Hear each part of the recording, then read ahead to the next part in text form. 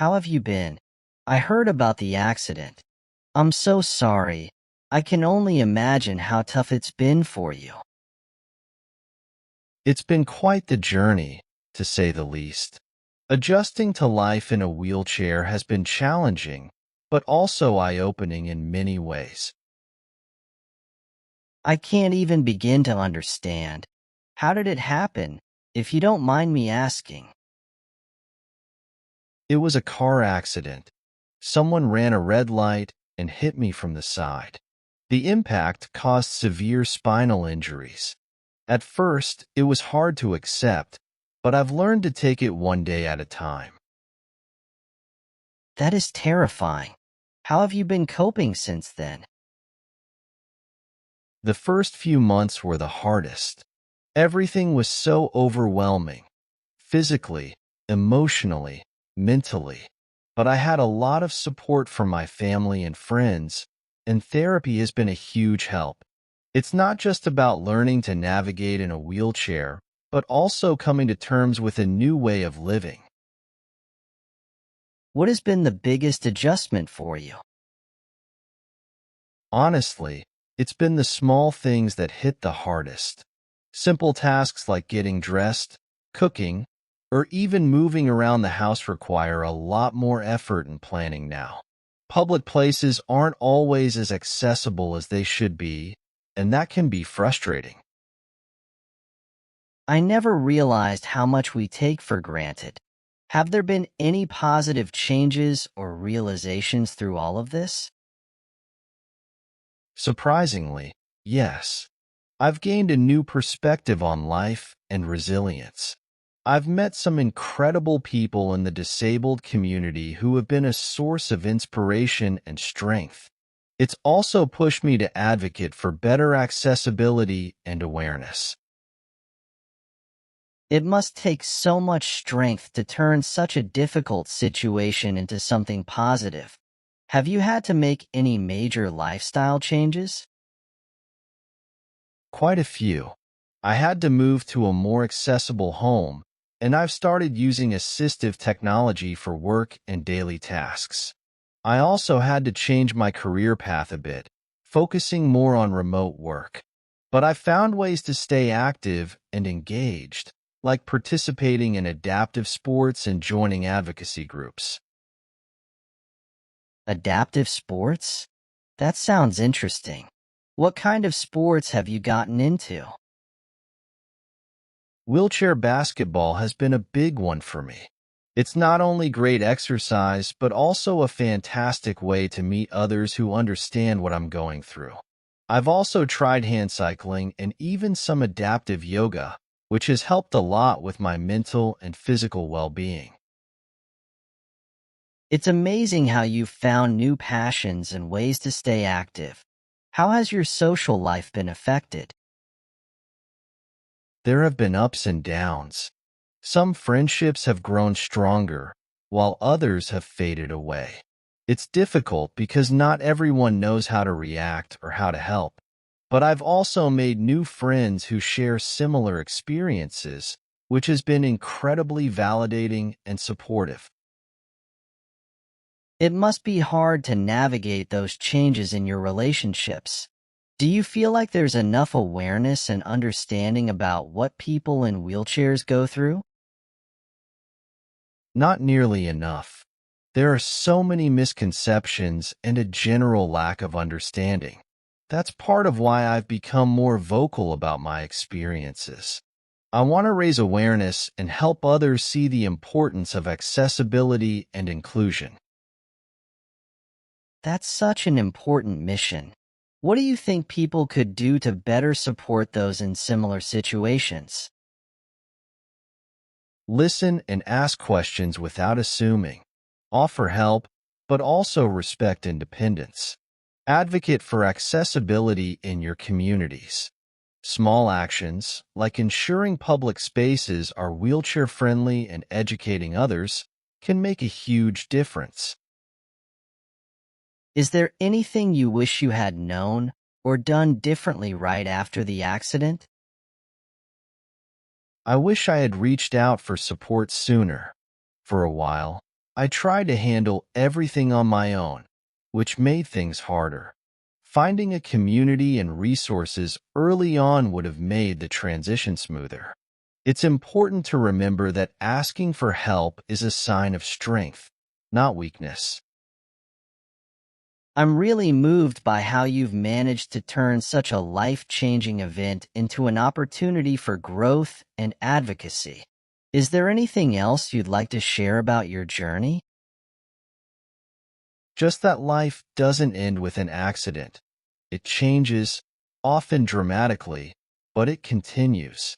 There's still joy to be found, new experiences to have, and ways to contribute to the world. It's all about finding new paths and embracing the journey, no matter how difficult it may seem. Your resilience and positivity are truly inspiring. I'll definitely think more about how I can contribute to making the world more accessible and supportive for everyone. It means a lot to have people who care and want to make a difference. Together, we can create a more inclusive world for everyone. Is it possible that you might have to use a wheelchair for the rest of your life? Yes, it's very likely. The spinal injuries I sustained are permanent, so barring any major medical advancements, using a wheelchair is a lifelong reality for me. It's something I've had to come to terms with, but it doesn't define my entire life. That must have been a hard realization. How did you come to accept it? It took time.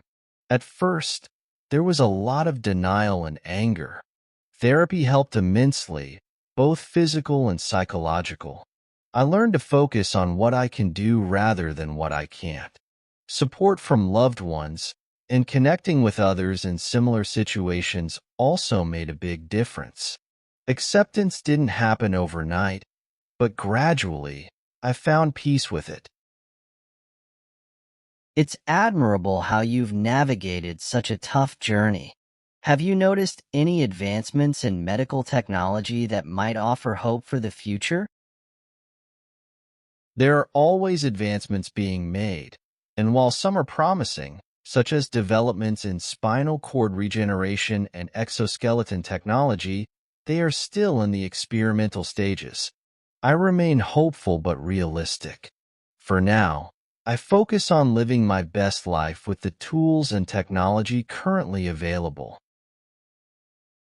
With technology constantly evolving, who knows what the future holds? In the meantime, what are some things that bring you joy and fulfillment? I've found joy in many things. My relationships with family and friends, adaptive sports, and advocacy work are all very fulfilling. I've also taken up new hobbies like painting and photography, which have become wonderful creative outlets. Travel, though challenging, is something I still love, and I've been exploring more wheelchair-accessible destinations. It's inspiring to hear how you've embraced life and found new passions. Traveling must be an adventure. What's that like for you? Traveling can be quite the adventure, with a lot of planning involved.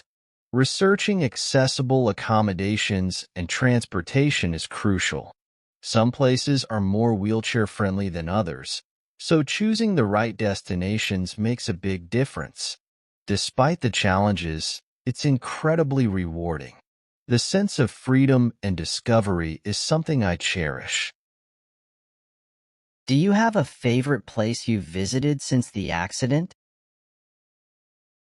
I'd say one of my favorite places has been Amsterdam. The city is surprisingly accessible, with plenty of flat terrain and adapted public transportation. I also love the art and culture there. It's encouraging to see more places becoming aware of accessibility needs. Are there any places you're looking forward to visiting in the future? Japan is high on my list. I've read about its accessibility improvements and I'm fascinated by the culture and technology. I'd also love to explore more of Europe, especially the Scandinavian countries, which are known for being quite accessible. The possibilities are endless with the right planning. Japan sounds incredible. It's great to see your adventurous spirit hasn't been dampened. Do you have any advice for others who might be facing similar challenges? First and foremost, allow yourself to grieve and process your emotions. It's a crucial part of healing. Don't hesitate to seek out support, whether through therapy, support groups, or friends and family. Focus on what you can do, not what you can't, and find new passions that bring you joy. Remember, your life can still be full and meaningful. Advocate for yourself and others, and don't be afraid to dream big. You've shown incredible strength and resilience. Thank you for sharing your journey and insights with me. It's truly inspiring. Thank you for listening and for your support. Conversations like these help build understanding and empathy, which are so important. I appreciate your kindness and willingness to learn more about my experiences.